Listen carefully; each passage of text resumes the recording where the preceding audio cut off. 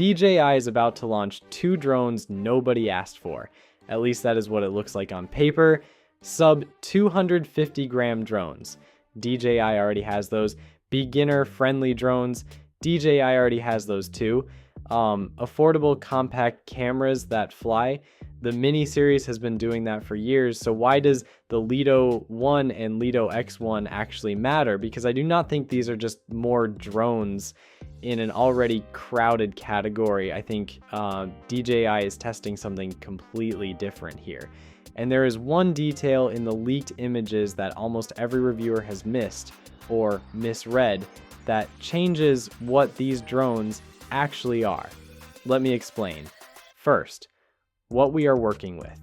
These are not officially announced, but between FCC filings and multiple consistent leaks, the Lito 1 and Lito X1 are clearly real and coming soon.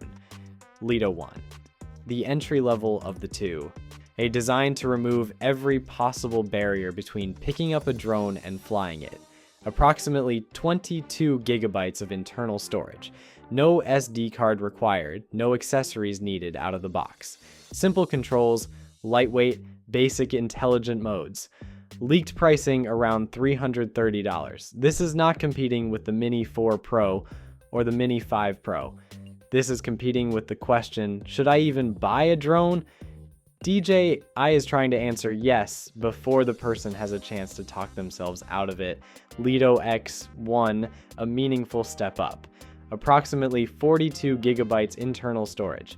A more advanced transmission system, likely O5, around 30 minutes of flight time on the standard battery, intelligent tracking, waypoint flying, leaked pricing around $759.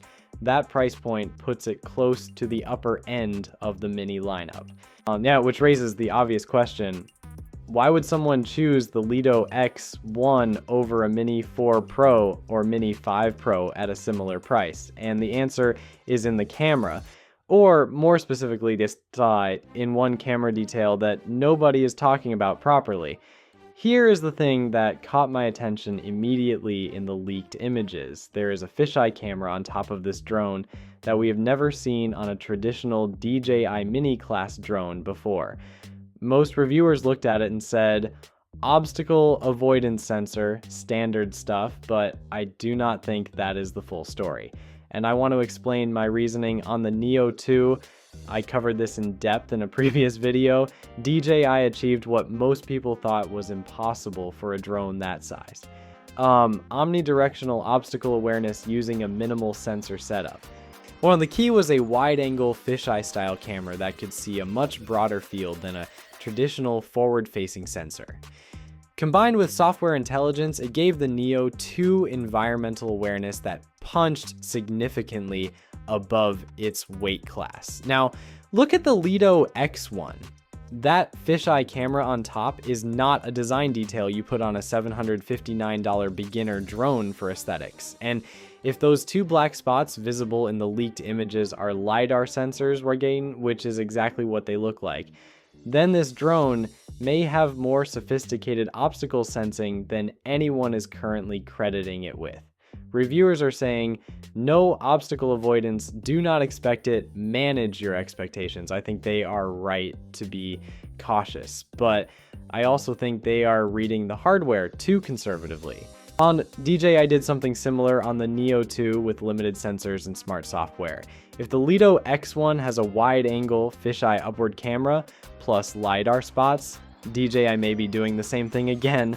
Full omnidirectional awareness from a sensor configuration that does not look like it should work until it does. We will know for sure when the drone launches, but I would not write off the obstacle avoidance story on the Lito series yet. The Mini series is a traditional drone lineup. You get a controller, you learn the controls. So there is a learning curve. It is not steep, but it exists. And for a certain type of person, that curve is the reason they never buy. The Lito series feels like DJI is targeting that exact person, not someone who wants to become a drone pilot. Someone who wants aerial footage the same way they want photos from their phone, immediately, effortlessly, without a learning process. The Lito 1 is your first drone in the most literal sense. Pick it up, fly it, get the shot, put it down. No setup friction, no controller learning curve, internal storage so you do not even need an accessory in the box.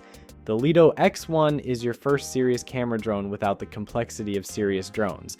Better specs, better transmission, tracking and waypoints, but still designed to feel like an everyday gadget rather than professional equipment. Neither of these replaces the Mini 5 Pro. Neither replaces the Air 3S. Those are for people who already know they want a drone and want the best possible imaging capability. The Lito series is for people who are not yet convinced they are drone people. And converting that audience is worth a lot to DJI. Here's the prediction I want to put on record. I think the Lito one is the successor to the DJI Mini 4K, not officially positioned that way, but functionally, that is what it is. The Mini 4K exists as DJI's most accessible entry point. Simple drone, affordable price, gets you flying.